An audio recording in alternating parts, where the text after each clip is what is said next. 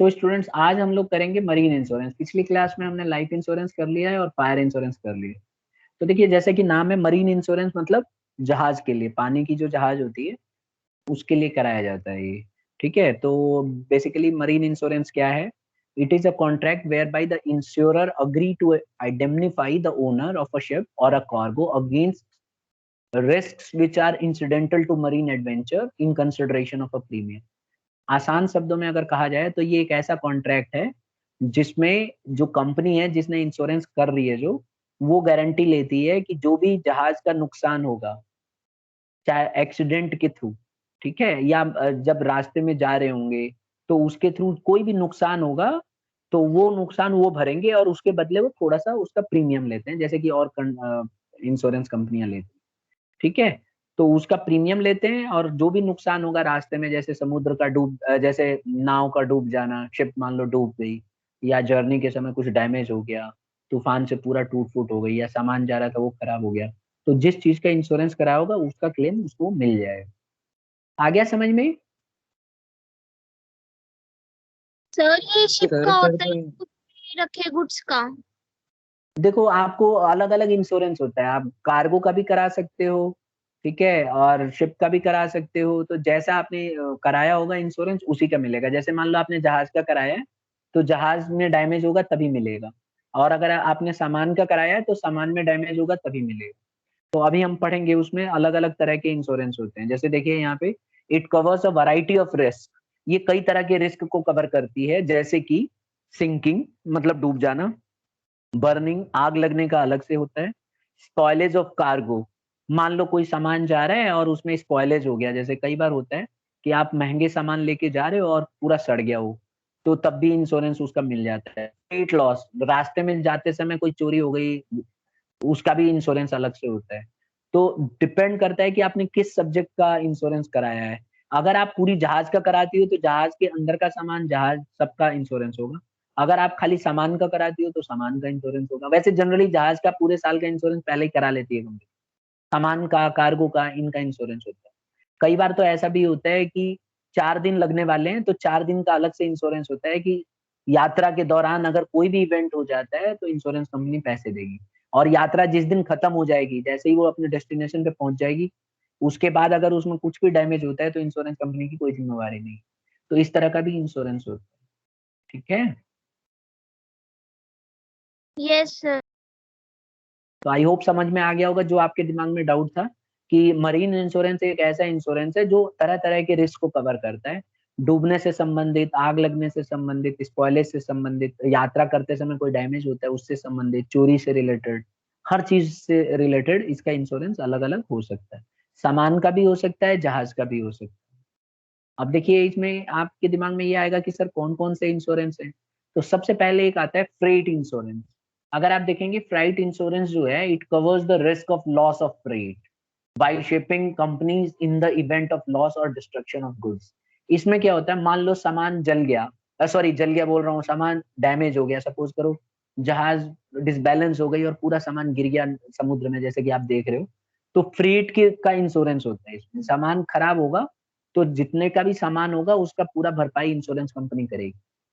ठीक है, ऐसे में जब सामान लद के चलता है ना इंश्योरेंस इसमें जहाज पे, तो इंश्योरेंस कंपनी आके विजिट करती है, देखती है कि सामान को कैसे लोड किया गया है, कितना सामान है, उसकी वैल्यू लगाई जाती है और उसी के हिसाब से प्रीमियम चार्ज करती है। और मान लो रास्ते में कोई तूफान आ गया या इस तरह का डैमेज हो गया, तो जो भी सामान का नुकसान होगा, जो आपने लाद रखा होगा सामान उस जहाज पे, वो सारा का सारा इंश्योरेंस क्लेम इंश्योरेंस कंपनी देगी। और आपको मैं बता दूं, करोड़ों रुपए का, अरबों रुपए का सामान जहाज में जाता है। आप देखोगे समुद्र के रास्ते बहुत महंगे महंगे सामान आते जाते हैं एक कंट्री से दूसरे कंट्री में। तो इसका सबका इंश्योरेंस कराना कंपलसरी है। आ गया समझ में स्टूडेंट्स? हाँ या ना बताओ। Yes sir. यस। तो फ्रेट इंश्योरेंस सामान का होता है, गुड्स का, ठीक है, अगर उससे डैमेज होता है तो उसको कवर मिलेगा। ठीक है, अब हम आ जाते हैं elements of marine insurance. Marine insurance के एलिमेंट्स क्या क्या है? देखिए मरीन इंश्योरेंस का एलिमेंट्स जो है, अ, पहला एलिमेंट देखो, कॉन्ट्रैक्ट ऑफ इंडेमनिटी। इसका पहला जो एलिमेंट है ये कॉन्ट्रैक्ट ऑफ इंडेमनिटी। इसमें क्या होता है कि उसको उतने तक ही लाके छोड़ा जाता है जितना उसका नुकसान हुआ है। तो इसमें कॉन्ट्रैक्ट ऑफ इंडेमनिटी लागू होता है। The insured can recover the actual loss if he occurred. तो जो भी लॉस होगा वो सारा का सारा लॉस रिकवर कर सकता है, लेकिन प्रॉफिट नहीं ऑन कर सकता। तो जितना डैमेज होगा उतने का ही उसको क्लेम मिलेगा, जैसे हमने फायर इंश्योरेंस में पढ़ा। Is it clear students? Yes, sir. दूसरा है अटमोस्ट गुड फेथ। इसका दूसरा एलिमेंट ये कहता है मरीन इंश्योरेंस का कि अटमोस्ट गुड फेथ का होना जरूरी है। अगर आप मान लो मरीन इंश्योरेंस कराते हो तो दोनों पार्टी के बीच में, इंश्योरर और इंश्योर्ड के बीच में, सारे मटेरियल फैक्ट्स डिस्क्लोज होने चाहिए। कोई भी चीज छिपाई नहीं जाएगी। जैसे मान लो सपोज करो कोई फ्रेट, मतलब यात्रा के दौरान वो कुछ सामान का इंश्योरेंस कराते हैं, तो सामान के बारे में पूरा डिस्क्लोज करना पड़ेगा कि सामान की स्थिति कैसी है, उसका बकायदा इंस्पेक्शन कराना पड़ेगा। अगर कल को पता चलता है कि सामान ही गलत था और स्पॉइलेज होना ही होना था, तो इंश्योरेंस कंपनी मना कर देगी, बोलेगी कि आपने principle of utmost good faith का वायलेशन किया है and you have not disclose everything with us and you are hiding something. तो इस वजह से इंश्योरेंस कंपनी क्लेम देने से मना कर सकती है ऐसे सिचुएशन पे। तो इसमें अटमोस्ट गुड फेथ लगता है। अगर दोनों पार्टी ने गुड फेथ नहीं दिखाया तो वायलेशन माना जाए। क्लियर है बेटा? नेक्स्ट आता है इंश्योरेबल इंटरेस्ट। देखिए ये भी, इसमें भी ना प्रिंसिपल ऑफ इंश्योरेबल इंटरेस्ट होता है। इसमें क्या बताया गया है कि इसमें जब आप, जैसे मैं आपको पहले तो इंश्योरेबल इंटरेस्ट बता दूं, हो सकता है आपके दिमाग से स्किप हो गया हो। मैंने इसमें बताया था इंश्योरेबल इंटरेस्ट में कि जिस समय आप इंश्योरेंस करा रहे हो ना, इंश्योरेबल इंटरेस्ट का मतलब है जो चीज का आप इंश्योरेंस करा रहे हो उसके नुकसान होने से आपका पर्सनल नुकसान हो जाए, उसको बोलते हैं इंश्योरेबल इंटरेस्ट। जैसे कि मान लो कोई सन है तो उसके फादर इंश्योरेबल इंटरेस्ट है, वो अपने फादर का इंश्योरेंस करा सकता है क्योंकि उनके ना रहने से उसकी लाइफ डायरेक्टली इनडायरेक्टली इफेक्ट होगी। लेकिन अगर कोई अनजान आदमी है तो उसका इंश्योरेंस नहीं करा सकते। अपना घर है तो आप इंश्योरेबल इंटरेस्ट में आता है। क्यों? क्योंकि अगर वो घर नहीं रहेगा तो हम रहेंगे कहाँ, हमारे लिए बहुत कीमती है वो। लेकिन अगर किसी और का घर है तो हम उसका इंश्योरेंस नहीं करा सकते क्योंकि वो नॉन इंश्योरेबल इंटरेस्ट है वहां पे। तो वही चीज यहाँ पे भी बता रहे हैं कि मरीन इंश्योरेंस जब हम कराते हैं तो जिस समय हम इंश्योरेंस कराते हैं उस समय आपको उससे फायदा हो ना हो ये मैटर नहीं करता। तो मरीन इंश्योरेंस सबसे यूनिक है। इसमें ना आप जब इंश्योरेंस कराते हो तो जिस समय आप इंश्योरेंस करा रहे हो, भले ही वो सामान से आपको कोई लेना देना नहीं है, तब भी आप इसका इंश्योरेंस करा सकते हो। लेकिन जब लॉस होगा तो उस समय आपको क्लेम तभी मिलेगा जब लॉस के समय इंश्योरेबल इंटरेस्ट हो। अगर लॉस हुआ, जैसे मान लो सामान, आप जहाज पे सामान ले जा रहे हो, अगर सामान नुकसान हो जाए तब भी आपको कोई फर्क नहीं पड़ता, तब भी आप उसका इंश्योरेंस करा लोगे। लेकिन क्लेम तभी मिलेगा जब लॉस होते समय आपको उसका इंटरेस्ट था उसमें, यानी कि आपको नुकसान सीधा सीधा हो रहा है, तभी आप उसको क्लेम करा सकते हैं। जैसे लाइफ इंश्योरेंस में ऐसा नहीं होता है। लाइफ इंश्योरेंस में मैंने क्या बताया था आपको, लाइफ इंश्योरेंस में जब आप इंश्योरेंस कराते हो उस समय भी होना चाहिए और बाद में हो ना हो कोई फर्क नहीं पड़ता। ठीक है? लेकिन यहाँ पे उल्टा है, शुरू में नहीं होगा बाद में होगा। आगे बात समझ में? Yes, sir. क्ला- Yes, हाँ, sir. किसी बच्चे को डाउट है तो बताओ, मैं एग्जांपल से बता दूंगा अगर नहीं समझ में आया। चलो तो मैं मान रहा हूँ, जैसे मान लो इसमें ऐसा है, जैसे सपोज करो आप ना जहाज से सामान लाद के ले जाने वाले हो, लेकिन अगर सामान खराब भी हो गया तो आपको उससे कोई खास फर्क नहीं पड़ता, इंश्योरेबल इंटरेस्ट नहीं है। अगर आप उसका इंश्योरेंस कराने जाओगे तो इंश्योरेंस कंपनी मना नहीं करेगी, इंश्योरेंस कर देगी। लेकिन जब डैमेज हो जाएगा ना, तब इंश्योरेंस कंपनी देखेगी कि इसके सामान के नुकसान होने से आपका नुकसान हो रहा है क्या। अगर आपका नुकसान हो रहा है तब तो आपको क्लेम मिल जाएगा, नहीं हो रहा है तो नहीं मिलेगा। इंश्योरेंस कंपनी कहेगी कि at the time of loss आपका इंश्योरेबल इंटरेस्ट इस सामान में नहीं है, तो इसीलिए आपको क्लेम नहीं मिलेगा। तो इसीलिए ध्यान रखना है, इसमें उल्टा चलता है मरीन इंश्योरेंस में। फिर एक और आता है प्रॉक्सिमेट कॉज। देखो प्रॉक्सिमेट कॉज मैंने आपको प्रिंसिपल इसका सिखाया था कि एक्चुअल रीजन होना चाहिए डैमेज होने का। तो इसमें भी यही है कि कह रहे हैं the insurer should compensate the insured by considering the nearest cause for the damage which must be recovered by the policy. तो जो नियरेस्ट कॉज है उसी के ऊपर आपको डैमेज मिलेगा। एक एग्जांपल से बताता हूँ। जैसे मान लो आप जहाज में, पानी की जहाज में चीनी लेके जा रहे हो, शुगर, और आपने उसका इंश्योरेंस कराया था। ठीक है? अब आपने उसका इंश्योरेंस कराया था कि आपको पता होगा चीनी में जब मॉइस्चर आ जाता है तो क्या होता है बेटा? अगर चीनी में मॉइस्चर आ जाए तो कुछ प्रॉब्लम होती है क्या? वो पिघलने लगती है और चिपक जाती है। और हो बहुत बढ़िया। जाएगी। ठीक है, तो ठीक है, सबने यही बताया। तो अगर मान लो आपने इसका इंश्योरेंस कराया है चीनी का कि खराब ना हो मॉइस्चर की वजह से, तो एक्चुअल रीजन ना उसका मॉइस्चर होना चाहिए। समझ गए? एक्चुअल रीजन कॉज जो प्रॉक्सिमेट कॉज है, नियरेस्ट कॉज उसका होना चाहिए मॉइस्चर लगना। ठीक है, ना कि उसमें कोई और डैमेज होना। तो आपको वो उसी चीज के लिए क्लेम कर सकते हो जिस चीज के लिए आपने उसका इंश्योरेंस कराया। मान लो जहाज में चूहे ने छेद कर दिया और वो चीनी समुद्र में चली गई नीचे, ठीक है, उस होल से, तो इसमें आपको क्लेम मिलेगा कि नहीं मिलेगा? सर नहीं मिलेगा। नहीं रीजन? मिलेगा sir. Reason? Sir actual cause proximate नहीं है। कॉज थोड़े नहीं है। बिल्कुल सही है, अप्रोक्सीमेट कॉज नहीं है। ठीक है, क्योंकि आपने तो कराया था मॉइस्चर से बचने के लिए और हो गया उल्टा, उसमें पाल के ले गए थे चूहे। अच्छा ये बताओ, इन जहाजों में चूहे होते हैं, जो समुद्री जहाज होती हैं? Yes, sir. देखा है आपने? सर जो प्लेग जैसी बीमारियां हुई थी ना, वो जहाँ से चूहे आए थे इसीलिए ही हुई थी। अरे वेरी गुड। ठीक है, तो इसमें बहुत बड़े बड़े चूहे रहते हैं। ठीक है, यहाँ हमारे पृथ्वी लोक में नहीं मिलेंगे, वहां समुद्र लोक में मिल जाते हैं। ठीक है, इन जहाजों में बहुत बड़े बड़े चूहे होते हैं, एक्चुअली उनको खाना बहुत बढ़िया मिल जाता है। और पूरा एक एक देश से दूसरे देश घूमने के लिए भी मिल जाता है।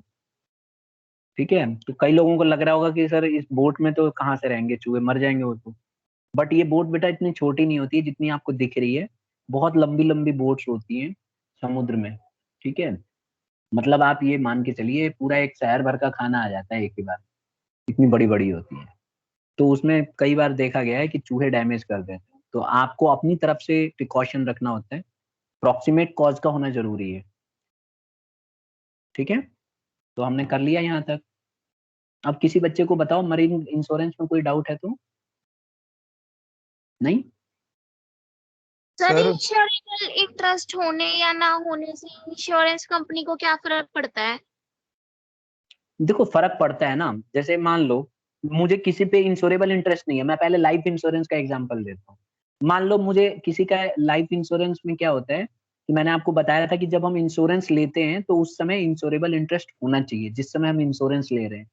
ठीक है, तो मान लो कि कोई अगर ऐसा नहीं करेगी कंपनी तो कोई भी आदमी किसी का भी इंश्योरेंस कराना शुरू कर देगा और उम्मीद करेगा कि वो डेथ हो जाए उसकी, जैसे उसकी डेथ होगी तो क्लेम करना शुरू कर देगा। तो उसके उसके ना रहने से इसको क्या फर्क पड़ रहा था, लेकिन फिर भी ये इंश्योरेंस ले रहा है। तो इसका मतलब वो फिर साजिश रच सकता है उसको मरवाने की, या उसका लॉजिकली बनता नहीं है फिर इंश्योरेंस कराना। तो इसीलिए लाइफ इंश्योरेंस में at the time of taking the insurance insurable interest का होना जरूरी है, कंपलसरी है, जिससे कि सिर्फ वही आदमी इंश्योरेंस कराए जिसका वाकई में उससे लगाव है या उसके रहने ना रहने से फर्क पड़ता हो। लेकिन मरीन इंश्योरेंस में इसका उल्टा है। अगर आप शुरू में जब इंश्योरेंस कराओगे तो इंश्योरेबल इंटरेस्ट की कोई जरूरत नहीं है, लेकिन जब डैमेज होगा तब आपका इंश्योरेबल इंटरेस्ट का होना बहुत बहुत जरूरी है। तो क्लियर हो गया? Yes sir. सर हाँ बोलो सर आकाश। सर जिसमें बोलिए। हम इंश्योरेंस में सर कार्गो इंश्योरेंस और इंश्योरेंस भी दे रखा है, ये और बता दो एक बार। वो टाइप्स ऑफ इंश्योरेंस है ना, जो कौन सा? सर कार्गो इंश्योरेंस दे रखा है और एक इंश्योरेंस दे रखा है। ठीक है, कार्गो का मतलब होता है जो सामान लेके जा रहे हो, और फ्रेट का मतलब होता है जो माल ढो के ले जा रहे हो। कार्गो का मतलब है याद ऐसा है, देखो कार्गो क्या होता है, वो भी सामान ही होता है सर कार्गो। गुड्स। एक, हाँ वो भी गुड्स ही होते हैं। एक कौन सा कह रहे हो बेटा, वो पहले बताओ, हल इंश्योरेंस कौन सा कह रहे हो, एक दूसरा आपने बोला ना? हाँ सर यही कौन है सेक्युलर। कौन सा? वो क्या होता है, जहाज का जो हिस्सा होता है ना उसको बोलते हैं। जैसे जो जहाज का हिस्सा होता है उसका इंश्योरेंस कराती है, तो कई कंपनियां इसका हिस्सा इसका इंश्योरेंस भी करा लेती हैं। जहाज के जो पार्ट्स होते हैं ना उसका भी इंश्योरेंस करा लेती हैं कई कंपनियां। उससे क्या होता है कि वो क्लेम ले सकती हैं। ठीक है ये। सर हाँ देखो, अगर मान लो कोई हल इंश्योरेंस कराता है तो पूरी जहाज का इंश्योरेंस हो जाएगा, ठीक है ना। इसमें क्या होगा, इसमें जो है वेसल्स जैसे कि, और उसमें इक्विपमेंट्स जो होंगे जैसे कि फर्नीचर हो गया या कोई सामान हो गया, मशीन हो गई, इंजन, ये सब चीजों का इंश्योरेंस हो जाता है। तो अगर कोई हल इंश्योरेंस कराता है तो उसमें पूरी जहाज की गारंटी है, तो कंपनी क्या करती है, जो इंश्योरेंस कंपनी होती है वो पूरा का पूरा जहाज का इंश्योरेंस कर लेती है। तो जहाज में कोई भी डैमेज होगा तो वो इसका इंश्योरेंस दे देगी। अब जहाज में क्या क्या होता है, आप देखो जहाज के अंदर इंजन होता है ना, तेल होता है, मशीन होती है, और कई बार सामान जो है स्टोर करके रखते हैं। तो ये सारा चीज का स्टोर्स वगैरह सबका इंश्योरेंस आपको क्लेम मिल जाएगा। और कार्गो इंश्योरेंस जो होता है ना, इसके अंदर गुड्स से मतलब होता है कि जहाज में कौन सा सामान है उसको मिलता है। और मैंने आपको फ्रेट इंश्योरेंस बता ही दिया है कि इसमें जब हम जो भी हम यात्रा कर रहे हैं तो जब डिलीवरी देते हैं गुड्स का हार्बर तक, तो उसके बीच में कोई डैमेज आता है, जैसे कि इसमें चोरी भी हो सकती है, मान लो चोरी हो गई तो फ्रेट इंश्योरेंस में कवर होगा। फ्रेट इंश्योरेंस बेसिकली जो है रास्ते में यात्रा कर रहे हैं और उसके दौरान कोई भी डैमेज होगा तो उसको मिलता है, ठीक है। Yes sir. तीनों में बस यही फर्क है। कार्गो का मतलब हो गया आपका यूं समझ लो गुड्स, ठीक है, जो पर्सनल बिलोंगिंग होती है क्रू की और पैसेंजर्स की, जो यात्री हैं उनका जो पर्सनल बिलोंगिंग है उसका उसका इंश्योरेंस होता है इसमें, ठीक है। और क्रू मेंबर जो होते हैं उनका अपना कुछ पर्सनल सामान होगा तो उसका जिम्मेवारी है। हल इंश्योरेंस में पूरी जहाज का इंश्योरेंस होता है, उसके अंदर फर्नीचर फिटिंग सब आ जाता है। और फ्रेट इंश्योरेंस में क्या होता है कि इसमें जो है फ्रेट से रिलेटेड, यात्रा से रिलेटेड नुकसान होता है, जैसे चोरी हो गया, डैमेज हो गया कोई भी चीज, तो उससे मिलेगा उसको क्लेम। आ गया समझ में आप? Yes sir. ठीक है, आगे ये आएगा, मैंने आगे रखा हुआ है इसको, बताता हूँ, उसमें स्लाइड में आएगा ये, देखो। सर हाँ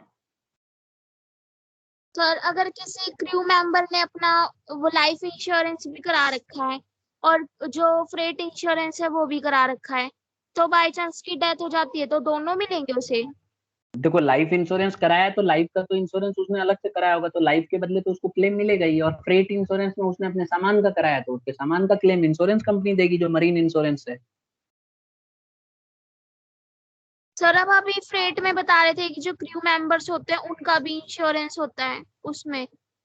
बिल्कुल होता है, उनके सामान का, गुड्स का,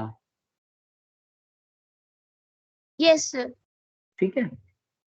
देखो फ्रेट इंश्योरेंस में ना, मतलब एक्चुअली क्या होता है कि इसमें आप देखो चोरी होने का, ठीक है, और कोई भी सामान जैसे मान लो लूज हो गया और गिर गया या खराब हो गया, तो उन सब का होता है इसमें। बेसिकली इसमें सामान का ही मतलब है, लाइफ से मतलब नहीं है, ठीक है। अगर लाइफ का करना है तो लाइफ इंश्योरेंस करा के रखो। अब देखो इसमें डिफरेंस क्या यस है, डिफरेंस में भी काफी कुछ मिल जाएगा आपको समझने के लिए। देखो सबसे पहले तीनों के बीच में डिफरेंस पढ़ने जा रहे हैं, sir life insurance, fire insurance और मरीन इंश्योरेंस। हाँ बोलो बेटा। सर जो प्रोक्सीमेट कॉज है उसमें हाँ हम एक से ज्यादा कॉज ले सकते हैं? नहीं नहीं नहीं नहीं, प्रॉक्सिमेट कॉज में इमीडिएट कॉज देखा जाए। देखो जैसे मान लो आपने जहाज का अगर इंश्योरेंस कराया तो जहाज का इमीडिएट कॉज ही देखा जाएगा ना, कि किस वजह से। जैसे फायर इंश्योरेंस में नहीं बताया था मैंने कि फायर इंश्योरेंस में इमीडिएट कॉज देखा जाता है आग लगना, उसके अलावा अगर हाँ कोई और वजह से नुकसान है तो नहीं क्लेम मिलेगा। तो इसी तरह से मरीन इंश्योरेंस के समय भी प्रॉक्सिमेट कॉज देखा जाता है। जैसे आपने मान लो फ्रेट का कराया तो आपको सिर्फ सामान का मिलेगा, लाइफ का नहीं मिलेगा। और इसी तरह से अगर मान लो आपने चोरी का कराया है, और तो एग्जैक्टली चोरी होनी चाहिए। अब मान लो कि चोरी के अलावा सपोज करो तूफान आ गया और उसके वजह से वो सामान गिर गया, तो चोरी के क्लेम के लिए चोरी का ही क्लेम होना चाहिए। सामान अपने आप गिरा है या किसी ने अपने आप मतलब नेचुरल तरीके से हुआ है तो वो आपको नहीं क्लेम देंगे, उसी कॉज के लिए देंगे जिस कॉज के लिए आपने इंश्योरेंस कराया, ठीक है। Yes sir. एक्चुअली इस तरह का जब इंश्योरेंस होता है ना तो बहुत डॉक्यूमेंटेशन होता है, तो पूछा जाता है उसमें। जैसे आप मान लो चीनी लेके जा रहे हो तो चीनी का अलग से इंश्योरेंस होता है कि भाई आप मॉइस्चर की वजह से खराब नहीं होना चाहिए, तो वो सारी चीजें इसमें देखी जाती हैं। यस अब इसमें इमीडिएट कॉज मॉइस्चर है। अब मॉइस्चर कैसे लगेगा, हो सकता है तूफान आ गया हो तो उसके वजह से हवा चली हो तो मॉइस्चर हो गया हो पूरा एयर में, अब इसको आप थोड़ी ना रोक सकते हो, तो हो सकता है उस वजह से खराब हो। या हो सकता है कि पानी के छींटे आ गई हो तूफान आने से और उसके वजह से चीनी में मॉइस्चर आ गया हो, तो आपका प्रॉक्सिमेट कॉज मॉइस्चर है और मॉइस्चर की वजह से हुआ होगा तो आपको क्लेम मिल जाएगा, और कॉज की वजह से हुआ होगा तो नहीं मिलेगा। अब हम आ जाते हैं डिफरेंस में। लाइफ इंश्योरेंस, फायर इंश्योरेंस और मरीन इंश्योरेंस के बीच में डिफरेंस, पहला डिफरेंस है रिस्क का। देखो लाइफ इंश्योरेंस के जो अंदर है ये मैच्योरिटी श्योर है, मिलना ही मिलना है, हो सकता है बाद में मिले लेकिन मिलेगा जरूर। क्यों? क्योंकि सबको पता है लाइफ तो अनसर्टन है, सबको पता है कभी ना कभी कोई ना कोई मरेगा ही मरेगा, तो इसमें मैच्योरिटी पक्की है कि मिलेगी ही मिलेगी। लेकिन फायर इंश्योरेंस के अंदर रिस्क अनसर्टन होता है, मिल भी सकता है नहीं भी मिल सकता है, रिस्क हो भी सकता है और नहीं भी हो सकता है। और यही चीज लागू होता है मरीन इंश्योरेंस के साथ भी, इसमें भी रिस्क जो है अनसर्टेन। तो एक पहला डिफरेंस हमारा ये है कि लाइफ इंश्योरेंस में रिस्क सर्टेन है, फायर इंश्योरेंस में अनसर्टेन है और मरीन इंश्योरेंस में भी अनसर्टेन है। क्लियर है? Next yes sir. नेक्स्ट देखो पीरियड। देखिए लाइफ इंश्योरेंस लंबे समय के लिए कराया जाता है, लॉन्ग पीरियड होता है। आप देखो लाइफ इंश्योरेंस 15 से 20 साल तक का होता है, लेकिन फायर इंश्योरेंस सिर्फ 1 साल का होता है और मरीन इंश्योरेंस भी 1 साल से कम का ही होता है। जनरली आप देखेंगे मरीन इंश्योरेंस कई तरह का होता है, 1 साल या 1 साल से कम या 10 दिन या 1 महीने या 20, मतलब कई बार तो वॉयज के हिसाब से भी होता है कि आपकी यात्रा कितने दिन की है, तो उसका भी इंश्योरेंस होता है। मैं अभी पढ़ाऊंगा, डिटेल में आएगा पीछे तब बताऊंगा। नेक्स्ट देखो, ये समझ में आ गया सबको बेटा? Yes sir. Yes. नेक्स्ट आता है इंश्योरेबल इंटरेस्ट। देखिए इसमें मैंने बताया था ना आपको कि लाइफ इंश्योरेंस के अंदर present at the time of taking the policy but not necessary at the time of death. तो जब हम लाइफ इंश्योरेंस लेते हैं तो इंश्योरेबल इंटरेस्ट शुरू में तो जरूरी है लेकिन बाद में जरूरी नहीं है। लेकिन फायर इंश्योरेंस के अंदर क्या होता है, जिस समय हम इंश्योरेंस लेते हैं उस समय भी इंश्योरेबल इंटरेस्ट चाहिए और जब नुकसान हो रहा होता है उस समय भी चाहिए होता है। और मरीन इंश्योरेंस में एंड में जरूरी होता है, बिगिनिंग में जरूरी नहीं होता है। तो तीनों में यही खास डिफरेंस। तो जब भी हम लाइफ का इंश्योरेंस कराते हैं तो जिस समय हम पॉलिसी लेते हैं, उसी समय हमें इंश्योरेबल इंटरेस्ट की जरूरत होती है, लेकिन डेथ के समय जरूरी नहीं है। किसी बच्चे को कोई डाउट है तो बताओ इसमें।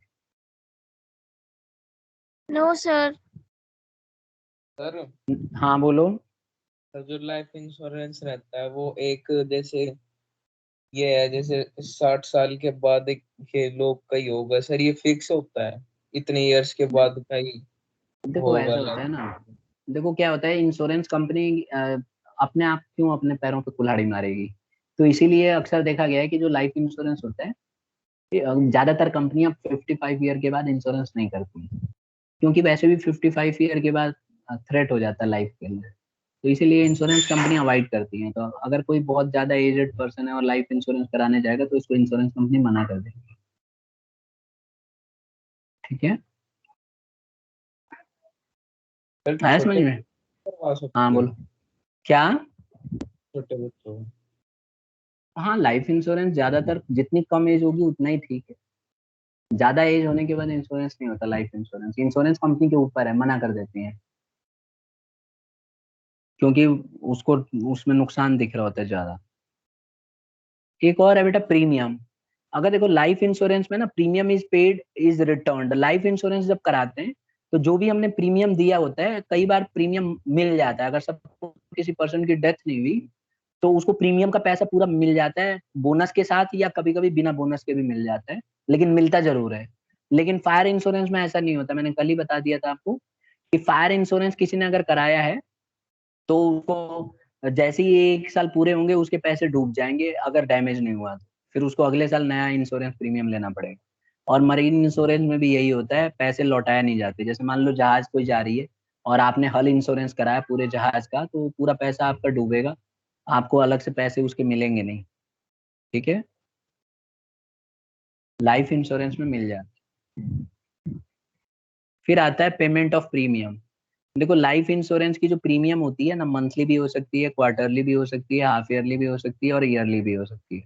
लेकिन फायर इंश्योरेंस में ऐसा नहीं होता है। फायर इंश्योरेंस में जिस समय आप पॉलिसी ले रहे हो उसी समय कराना पड़ता है, सारी प्रीमियम देना पड़ता है। और इसी तरह से मरीन इंश्योरेंस में भी होता है, जिस समय इंश्योरेंस मरीन करा रहे हैं इंश्योरेंस, शुरू में ही आपको इंस्टॉलमेंट्स देने पड़ेंगे, बाद में नहीं। ठीक है, तो लाइफ इंश्योरेंस में किस्त में भी दे सकते हो, फायर में नहीं दे सकते, मरीन में नहीं दे सकते। Is it clear to everybody class? Yes sir. Yes sir. Next आता है बेटा इंडेमनिटी। देखो इंडेमनिटी मैं बार बार बता चुका हूँ, ये होता है कि आपको उसी सिचुएशन पे लाके छोड़ना। तो लाइफ इंश्योरेंस में इंडेमनिटी पॉसिबल नहीं है, नॉट पॉसिबल, क्योंकि इसमें आदमी को मेजर नहीं कर सकते कि कितना नुकसान होगा। आदमी की लाइफ चली जाएगी तो उसमें मेजर थोड़ी ना कर पाओगे आप। लेकिन फायर इंश्योरेंस में मेजर हो सकता है, तो लॉस कैन बी मेजर। तो फायर इंश्योरेंस में लॉस को मेजर किया जा सकता है, मरीन इंश्योरेंस में लॉस को मेजर किया जा सकता है, लेकिन लाइफ इंश्योरेंस में मेजर नहीं किया जाता। तो आप कह सकते हो कि फायर इंश्योरेंस में इंडेमनिटी हो सकती है, मरीन में हो सकती है, लेकिन लाइफ इंश्योरेंस में इंडेमनिटी नहीं होती। उसको उतना पैसा नहीं दिया जा सकता कि उसकी लाइफ उतने पे आके रुक जाए या नुकसान ना हो। तो इसलिए इसमें प्रिंसिपल ऑफ इंडेमनिटी लागू नहीं होता, और बाकी दोनों में, फायर इंश्योरेंस में और मरीन इंश्योरेंस में होता है। फिर आता है बेटा ऑब्जेक्टिव। देखो लाइफ इंश्योरेंस का ऑब्जेक्टिव होता है इन्वेस्टमेंट देना और प्रोटेक्शन देना। अगर आदमी की डेथ नहीं होती है तो वो इन्वेस्टमेंट का काम करता है, क्योंकि उसने जितनी किस्त जमा की होती है सारी किस्त के पैसे उसको वापस लौटा दिए जाते हैं, तो इसीलिए इन्वेस्टमेंट का काम हो गया। और अगर उसकी डेथ हो जाती है तो इंश्योरेंस कंपनी उसको वो पैसे दे देती है, तो वो उसके लिए प्रोटेक्शन का काम हो गया। लेकिन फायर इंश्योरेंस में जो है सिर्फ प्रोटेक्शन होता है, इन्वेस्टमेंट नहीं होता, क्योंकि पैसे लौटाए नहीं जाते वापस। और मरीन इंश्योरेंस के अंदर भी सिर्फ प्रोटेक्शन होता है against loss, it is not an investment. Am I clear students? हाँ या ना? यस ठीक है, अब सरेंडर वैल्यू की बात करते हैं। सरेंडर वैल्यू का मतलब होता है आपको पैसा लौटाया जाएगा। तो अगर लाइफ इंश्योरेंस है और आदमी की डेथ नहीं होती है तो उसको सरेंडर वैल्यू दिया जाता है, मतलब उसको पहले से तय सीमा एक अमाउंट होता है, उतना उसको मिलता है। ठीक है, लेकिन फायर इंश्योरेंस में ऐसा नहीं होता है। अगर फायर आग नहीं लगी और किसी ने इंस्टॉलमेंट जमा कर रखे हैं, किस्त जमा कर रखे हैं, तो उसको सरेंडर वैल्यू कुछ नहीं मिलेगी। इसी तरह से मरीन इंश्योरेंस में भी होता है। अगर किसी ने समुद्री जहाज का इंश्योरेंस कराया या पानी में सामान का इंश्योरेंस कराया और वो सामान डैमेज नहीं होता या मान लो चोरी नहीं होता है, तो उसको कोई क्लेम नहीं मिलेगा, सारा पैसा उसका डूब जाएगा। तो सरेंडर वैल्यू इसमें नहीं होती है। फिर बात आती है डबल इंश्योरेंस की। ठीक है, तो आप देखो डबल इंश्योरेंस मिलता है। ठीक है, डबल इंश्योरेंस ऊपर देख रहे हो बिस्किट, कौन सा बिस्किट है ये? ओरियो का है। अरे भाई बहुत बढ़िया, ठीक, चलो ठीक है, इतना पहचान लिया तुमने। तो देखो लाइफ वही इंश्योरेंस, बोला था। क्या? कुछ नहीं। कुछ नहीं, ठीक है, ये बिस्किट हटाना पड़ेगा। डबल इंश्योरेंस है, देख रहे हो? इसमें क्या बताया गया है कि लाइफ इंश्योरेंस के अंदर ना आप बेनिफिट ले सकते हो डबल इंश्योरेंस का। जैसे अगर कोई पर्सन अपना लाइफ इंश्योरेंस कराना चाहता है तो दो दो कंपनियों से करा सकता है, क्लेम मिल जाएगा। लेकिन फायर इंश्योरेंस में नहीं होता और मरीन इंश्योरेंस में नहीं होता। जैसे मान लो फायर इंश्योरेंस, किसी ने अपने घर का इंश्योरेंस कराया और वो चाह रहा है कि दो दो जनों से क्लेम ले ले, नहीं ले पाएगा। ठीक है, मैंने पहले भी बताया हुआ है आपको, एक एग्जांपल देके कि किसी ने अपने घर का इंश्योरेंस करा लिया और उसके आग लग जाती है तो दो जगह से रिकवर नहीं कर सकता, चोरी हो जाती है तो दो जगह से। लेकिन अगर वो लाइफ इंश्योरेंस का कराना चाहे तो वो करा सकता है। ठीक है स्टूडेंट्स? सर और सर हाँ, देखियो सर प्रिंसिपल ऑफ कंट्रीब्यूशन के अकॉर्डिंग तो नहीं हो सकता। देखो principle of contribution life insurance में एप्लीकेबल नहीं होगा, क्योंकि इसमें डबल इंश्योरेंस अलाउड है। हाँ, फायर इंश्योरेंस में होगा, मरीन इंश्योरेंस में होता है। ठीक है, तो आप कह सकती हो कि लाइफ इंश्योरेंस के अंदर प्रिंसिपल ऑफ कंट्रीब्यूशन लागू नहीं होता। ठीक है, यस सर। ध्यान रखना, नोट्स में लिख देना। नेक्स्ट, सर हाँ बोलो। सर अगर कोई पर्सन गुड फेथ रखते हुए मरीन इंश्योरेंस करा रहा है दो कंपनियों से और दोनों कंपनियों में सेम वैल्यू बता रहा है, तब भी उसे कंट्रीब्यूशन करके देगा। बिल्कुल, क्यों? उसका रीजन है ना। अगर मरीन इंश्योरेंस करा रहा है तो डबल इंश्योरेंस अलाउड नहीं है, देखो मैंने लिखा हुआ है नो चांस। तो मरीन इंश्योरेंस को जब वो एजेंट, जब कंपनी को वो बोलेगा कि सर, कंपनी उससे पूछेगी कि भाई आपने और किसी कंपनी से तो नहीं इंश्योरेंस कराया इस जहाज का, तो और वैसे भी उसको बताना चाहिए। तो जब वो बताएगा कि सर मैंने तो एक और कंपनी से करा रखा है, तो वो इंश्योरेंस कंपनी उसको बताएगी कि सर कोई फायदा नहीं है, जो आपने अमाउंट से मिनिमम अमाउंट होगा उसी के ऊपर आपको मिलेगा, बाकी नहीं मिलेगा तो आप मत कराओ। तो वो समझ जाएगा। इसीलिए दोनों पार्टी की तरफ से गुड फेथ है। अगर वो बताता है और दूसरी कंपनी कहती है अच्छा अच्छा कोई बात नहीं करा लो, और वो इंश्योरेंस करा लेता है और क्लेम मांगता है, तो इंश्योरेंस कंपनी बोलेगी दो दो से क्यों कराया। तो आप उसको बोल सकते हो कि ये बात मैंने आपको बताई थी और आपने कहा था करा लो, हम भी दे देंगे क्लेम। तो दोनों पार्ट फिर कंपनी को देना पड़ेगा फिर क्लेम, और कंपनी ने फिर गलत किया है, कंपनी ने वायलेशन किया है गुड फेथ का, तो इसीलिए फिर वो क्लेम भी ले सकते हैं। तो दोनों पार्टी की तरफ से गुड फेथ होना जरूरी है। इसीलिए मैं बार बार कहता हूँ दोनों की तरफ से गुड फेथ होना चाहिए, ना कि एक की तरफ से। ठीक है। और सर जो लाइफ इंश्योरेंस है उसमें दो से ज्यादा जने भी करा सकते हैं। डबल इंश्योरेंस करा सकते हैं। Yes sir. मैक्सिमम लिमिट का मुझे पता नहीं है, होगा जरूर, लेकिन दो करा सकते हैं। ठीक है, एक बार चेक भी कर लेंगे, दो तो बिल्कुल करा सकते हैं। ठीक है, नेक्स्ट पॉलिसी अमाउंट। देखो लाइफ इंश्योरेंस में क्या होता है कि जो इंश्योरर जो जो इंश्योर्ड होता है ना, जिसने इंश्योरेंस करा रहा है, जो वो तय कर सकता है कि कितना पॉलिसी का अमाउंट रहेगा। मतलब अपनी लाइफ के बारे में कोई भी अमाउंट तय कर सकता है। वो ये भी कह सकता है कि मैं 50 लाख का इंश्योरेंस करा रहा हूँ या 1 करोड़ का कराऊंगा, उसी के हिसाब से उसकी किस्त बनाई जाएगी। लेकिन फायर इंश्योरेंस के अंदर सिर्फ प्रॉपर्टी जितनी है उतने का ही कराएगा। जैसे मान लो घर की कीमत, घर के अंदर जो सामान है उसकी कीमत है, मान के चलते हैं 80, मान लो 5 लाख है, तो 5 लाख से ज्यादा का इंश्योरेंस नहीं करा सकता वो, लेकिन लाइफ इंश्योरेंस में करा सकता है। और मरीन इंश्योरेंस में भी ऐसे ही है, जितने की प्रॉपर्टी है उससे ज्यादा की नहीं कराएगा। जैसे मान लो जहाज की कीमत 2 करोड़ है, तो 2 करोड़ से ज्यादा का इंश्योरेंस नहीं करा सकता हूँ। ठीक है।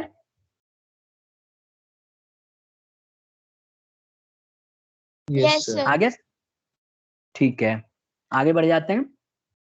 अब जो आप लोग पूछ रहे थे ना, अदर इंश्योरेंस, मिसलिनियस इंश्योरेंस, कुछ अदर इंश्योरेंस के बारे में भी हम बात कर लेते हैं। जैसे एक होता है हेल्थ इंश्योरेंस, आपने सुना ही होगा। हेल्थ इंश्योरेंस जो होता है ये हॉस्पिटलाइजेशन के लिए होता है। कई लोग हेल्थ का इंश्योरेंस कराते हैं कि मान लो उनकी तबीयत खराब हो जाए या कोई बीमारी हो जाए और हॉस्पिटल में खर्चा हो, तो वो सारे खर्चे इंश्योरेंस कंपनी देती है। तो ये एक ऐसा इंश्योरेंस है जिसमें इंश्योरेंस कंपनी किसी पर्सन के हेल्थ के बारे में देखती है, और अगर कल को अगर उसको कोई भी इलनेस होती है, बीमारी होती है, तो जो भी उसका हॉस्पिटल में खर्चा होगा वो अमाउंट उसको क्लेम कर सकता है। ध्यान रहे, जब भी कोई पर्सन हेल्थ इंश्योरेंस लेता है तो इंश्योरेंस कंपनी उससे पूछती है कि आप कितने तक का इंश्योरेंस लेना चाहेंगे। उसमें अलग अलग पॉलिसी होती है, जैसे 10 लाख, 5 लाख, 4 लाख। अब जैसे मान लो कंपनी ने बोला 5 लाख की एक पॉलिसी है, उसमें आपको 5,000 जमा कराने पड़ेंगे, और अगर कोई इलनेस होती है और हॉस्पिटलाइजेशन होता है कोई, तो उसको 5 लाख रुपए तक की दवाई का इलाज कंपनी देगी। तो ऐसे में उसको जो भी इंस्टॉलमेंट होगा वो इंस्टॉलमेंट उसको भरना पड़ेगा। और पूरे 1 साल के दौरान अगर वो मान लो एडमिट होता है हॉस्पिटल में, और जो भी इलाज का खर्चा आएगा वो खर्चा इंश्योरेंस कंपनी उसको पे करेगी, हॉस्पिटल को। आ गया समझ में?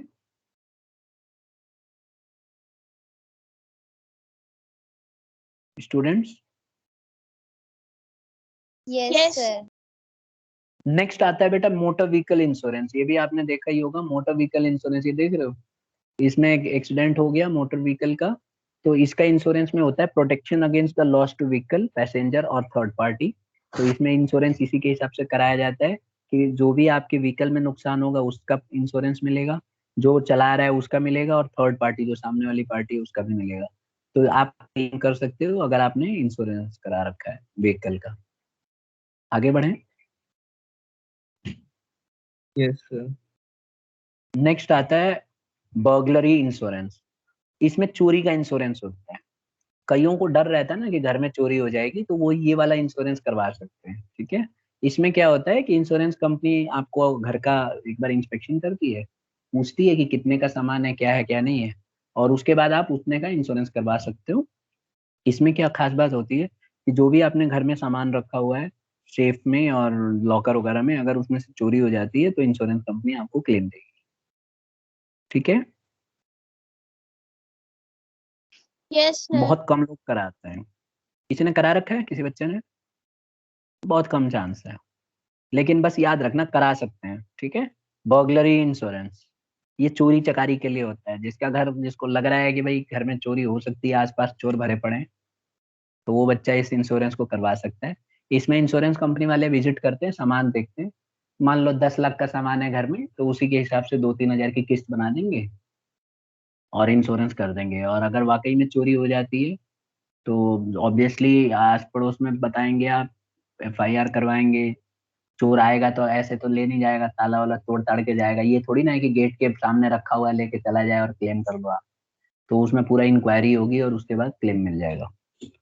चौथा आता है कैटल इंश्योरेंस, ये भी आप वाकिफ होंगे, जानवरों के लिए इंश्योरेंस होता है। इसमें क्या होता है, अगर किसी एनिमल की डेथ हो जाती है, जैसे बेफेलो हो गई, काऊ हो गई, बुल्स भी हो गए, तो आपको क्लेम मिल जाएगा।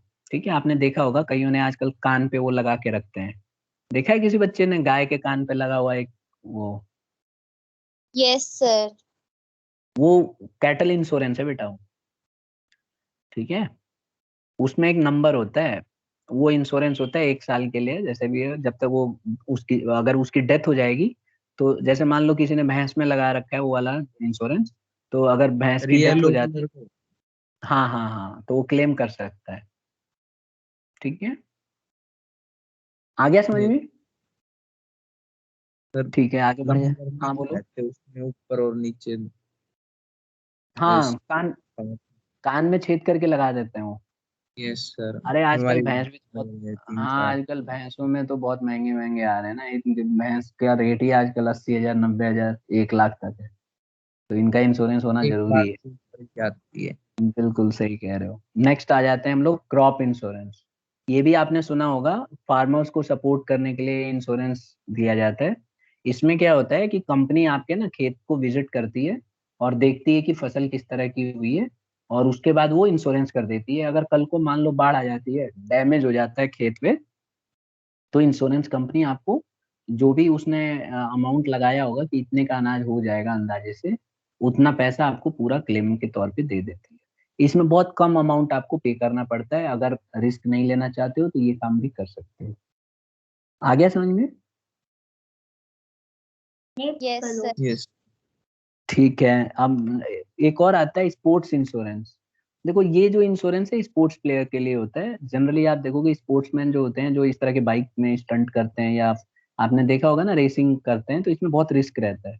तो ऐसे में इनका इंश्योरेंस भी होता है, और बहुत ज्यादा अमाउंट का इंश्योरेंस होता है इसमें। और अगर इनको डैमेज हो जाता है कोई भी किसी भी तरह का, तो इनको क्लेम मिलता है, और पर्सनल एक्सीडेंट का पैसा ले सकते हैं ये लोग, क्लेम कर सकते हैं। बट सबके लिए नहीं होता है ये, ठीक है। स्पेशल पर्सन होगा, स्पोर्ट्स से रिलेटेड होगा तभी मिलेगा, ऐसा नहीं है कि हम लोगों को देने लग जाएगी इंश्योरेंस। फिर आता है एक थर्ड पार्टी इंश्योरेंस, ये भी आपने सुना होगा। इसमें क्या होता है, जो रिस्क है, ये जो रिस्क है, ये अराइज हो सकता है डैमेज की वजह से। जैसे मान लो एक्सीडेंट हो गया, तो एक देख रहे हो ये फर्स्ट पार्टी है, रेड कलर में बैठा हुआ है, इसने सीधा उड़ा दिया थर्ड पार्टी को, तो थर्ड पार्टी क्लेम मिलेगा। तो जो भी डैमेज होगा, ग्रीन वाली कार का जो भी डैमेज हो रहा है, लाल वाले कार की जो कंपनी है, इसने इंश्योरेंस करा रखा है, तो लाल वाले कार की जो कंपनी है वो क्लेम पे करेगी थर्ड पार्टी को। थर्ड पार्टी वाला बोलेगा मेरा इतना नुकसान हो गया, तो लाल कार वाला जो है वो अपनी कंपनी को बताएगा, इंश्योरेंस कंपनी को, कि भाई इसके पैसे भरो, इतना डैमेज हो गया है। तो इस तरह से मिल जाता है। आ गया समझ में? फर्स्ट पार्टी देख रहे हो ना? सर ऐसे करके हाँ बोलो। सर ऐसे करके तो कोई किसी को भी ऐसे चोट पहुंचा पहुंचा देगा। फिर आप भूल गए प्रिंसिपल ऑफ इंडेमनिटी। उसमें फायदा क्या है उसको बताइए? उसको तो वहीं उसी स्टेज पे लाके छोड़ देंगे जिस स्टेज पे था। तो ऐसा क्यों करेगा वो? और कोई भी पर्सन मरना क्यों चाहेगा एक्सीडेंट करके? अजीब सा नहीं लग रहा है आपको? ये तो बाई मिस्टेक होगी ना, जानबूझ के थोड़ी ना उड़ाएगा वो। ठीक है, सर अगर यस हाँ बोलो। अगर फर्स्ट पार्टी भी इंश्योर्ड है और थर्ड पार्टी भी, तो हम्म, उसको तो डबल डबल इंश्योरेंस नहीं मिलेगा क्लेम। नहीं नहीं मिलेगा। ये इसमें प्रिंसिपल ऑफ कंट्रीब्यूशन लग जाएगा। जैसे आप यही कह रही हो ना कि सर ये जो फर्स्ट पार्टी है लाल कार वाला जो हंस रहा है, देख रही हो दांत दिखा रहा है, और दूसरा जो है थर्ड पार्टी वाला टेंशन, मतलब उसका नुकसान हो गया बेचारे का, तो दोनों को क्लेम, अगर मान लो नॉर्मल सी बात है, दोनों कार का इंश्योरेंस तो होगा ही होगा, तो ये अपने आप ही इनकी दोनों की कंपनी आएंगी और आपस में कंट्रीब्यूशन करेंगी। ठीक है, अब बताओ नुकसान किसका हुआ, कंपनी का हुआ या इन दोनों का? असली सर सवाल ये है, इन दोनों का ही चूना लगेगा। ठीक है, क्योंकि दोनों का ही हुआ है। कार क्या? सर फर्स्ट और थर्ड पार्टी का ही हुआ है। हाँ, यही मैं भी कहना चाह रहा था। ठीक है, इंश्योरेंस का नहीं होगा ज्यादा नुकसान। अब आगे बढ़ जाते हैं, मतलब इंश्योरर का तो होगा ही, लेकिन वो कंट्रीब्यूट कर लेगा तो दूसरों से भी तो पैसे ले रहा है वो। अच्छा, नेक्स्ट है एम्प्लॉयर्स लायबिलिटी इंश्योरेंस। इसमें क्या होता है कि जो मालिक होता है ना, वो अपने एम्प्लॉयज का इंश्योरेंस करवा लेता है कि अगर उनको कोई डैमेज होगा तो कंपनी उनके मालिक को पैसे देगी और वो मालिक उसके एम्प्लॉय को दे देगा। अब जैसे ये देख रहे हो कितना खतरनाक है, जैसे बिल्डिंग पे आपने देखा होगा कई बार पेंटिंग वगैरह करते हैं या काम करते हैं तो कई बार लेबर से ना हाथ छूट जाता है और स्लिप होके गिर जाता है, तो ऐसे में भयंकर डैमेज होगा। अब इनके तो कचूमर भी नहीं, मतलब अगर ये गिर गए तो बचेंगे ये। तो इसीलिए इनका जो एम्प्लॉयर है, जो कंपनी है जो करा रही है ये काम, उसने इनका इंश्योरेंस करा लिया होगा, जिससे कि अगर इनको डैमेज होता है तो इंश्योरेंस कंपनी देगी। अगर नहीं कराएंगे तो कई एम्प्लॉयर को बहुत ज्यादा डैमेज होता है। मान लो कोई एम्प्लॉय को रखा, उसने गिर गया और हॉस्पिटलाइज हो गया और कोमा में चला गया, तो उसका इलाज का खर्चा दे दे के हालत खराब हो जाएगी। तो ऐसे में इंश्योरेंस कंपनी देती है इसका इलाज का खर्चा, सब कुछ। ठीक है, फिर एक और आता है फिडिलिटी इंश्योरेंस। ये बहुत नया होगा आपके लिए। इसमें क्या होता है कि अगर मान लो एम्प्लॉय चोरी करता है ऑफिस में से, तो उसके पैसे का जो नुकसान होगा वो इंश्योरेंस कंपनी भरती है। ठीक है, लेकिन ये प्रूव कराना पड़ेगा कि एम्प्लॉय लेके भाग गया। तो कई बार देखा होगा आपने, ऑर्गेनाइजेशन के अंदर एम्प्लॉयज भी चोरी कर सकते हैं। जैसे आपने देखते हो कई दुकानों में एम्प्लॉय को रखते हैं और वो एम्प्लॉय सामान चोरी करके और गाँव चला जाता है, भाग जाता है। तो ऐसे में जो ओनर को नुकसान होता है वो सारा क्लेम उसको देना पड़ता है, insurance company they. Is it clear? Sir ये स्मॉल बिजनेस के लिए भी है। हाँ बिल्कुल। जैसे मान लो हार्डवेयर वाला है कोई, और उसने सामान, सपोज करो इलेक्ट्रॉनिक्स की दुकान है, उसने किसी ने वॉशिंग मशीन खरीदा, रिक्शे वाले पे लोड किया, ले जा भाई वॉशिंग मशीन उनके घर पहुंचा दे, और रिक्शा वाला उसको लेके अपने घर चला जाए, और वो उसके बाद ढूंढ रहे हैं नहीं मिल रहा है, तो कौन पे करेगा? अगर उसने फिडिलिटी इंश्योरेंस ले रखा होगा तो कंपनी पे करेगी। आ गया समझ में? Yes sir. हम्म। फिर एक आता है पर्सनल एक्सीडेंट इंश्योरेंस। ये क्या होता है, एक्सीडेंट की वजह से, डेथ या इंजरी की वजह से अगर कोई नुकसान होता है तो इसमें इंश्योरेंस किया जाता है। तो ये सब मिसलिनियस इंश्योरेंस है, हमें मेनली फोकस रखना है लाइफ इंश्योरेंस, फायर इंश्योरेंस और मरीन इंश्योरेंस। बट मैंने सोचा क्यों ना ये भी बता दिया जाए। तो आई होप आपको समझ में आ गया होगा, ये मैं स्लाइड भेज चुका हूँ आपको। तो आपको इतना ही करना है।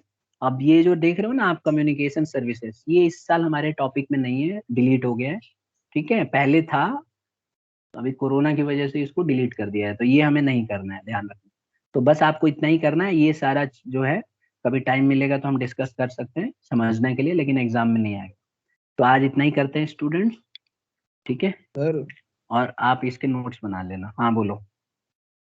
सर जो आर्मी पर्सन रहता है वो भी लाइफ इंश्योरेंस करवाता है, क्योंकि सर इंश्योरेंस हाँ कंपनी को वे कह सकती है कि तुम तो वहाँ बॉर्डर पर रहते हो देखो, या फिर। देखो मैं आपको बताऊं, आर्मी पर्सनल जो होता है उसका एम्प्लॉयर कौन है ये बताओ? उसका एम्प्लॉयर गवर्नमेंट ऑफ इंडिया है कि नहीं? तो यस। गवर्नमेंट ऑफ इंडिया उसका इंश्योरेंस करा के रखती है, ये रूल है। जैसे ही उसकी भर्ती होती है, वो हर साल उसको गवर्नमेंट ऑफ इंडिया ने कॉन्ट्रैक्ट किया होता है, तो कंपनी के साथ पहले से ही होता है, जितने सिपाही होते हैं सबका इंश्योरेंस करवा के रखती है। तो गवर्नमेंट क्लेम कर लेती है और उसके बाद उसी एम्प्लॉय को दे देती है। ठीक है, उसकी सैलरी में से कटता है एम्प्लॉय की। गवर्नमेंट भी बहुत चालाक है, थोड़ा थोड़ा पैसा उसके इंश्योरेंस के काटती रहती है। फिर तो वो जैसे जब रिटायर होता है जब मिल जाता है ना उसे, हाँ मिल जाता है, बिल्कुल। और अगर रिटायर उससे होने। पहले डेथ हो गई, हाँ हाँ, अगर पहले डेथ हो गई तो वो पूरा क्लेम इंश्योरेंस कंपनी का जो होगा गवर्नमेंट उसको पे कर देती है। ठीक है, यस सर। इनफैक्ट आप देखोगे जब वो रिटायर होता है ना, तब भी उसका लाइफ इंश्योरेंस कराया जाता है। कुछ अमाउंट होता है जो उसको कराया जाता है, कि वो नहीं भी चाहेगा ना तब भी रहेगा। मतलब गवर्नमेंट जानबूझ के ऐसा करती है। जैसे हमारे साथ नहीं होता है, जैसे व्हीकल का इंश्योरेंस आप नहीं भी चाहोगे तब भी कराना पड़ता है, क्योंकि अगर नहीं कराओगे तो पेनल्टी लगती है। तो वैसे ही गवर्नमेंट भी इस तरह से रूल बनाए हुए है। ठीक है। यस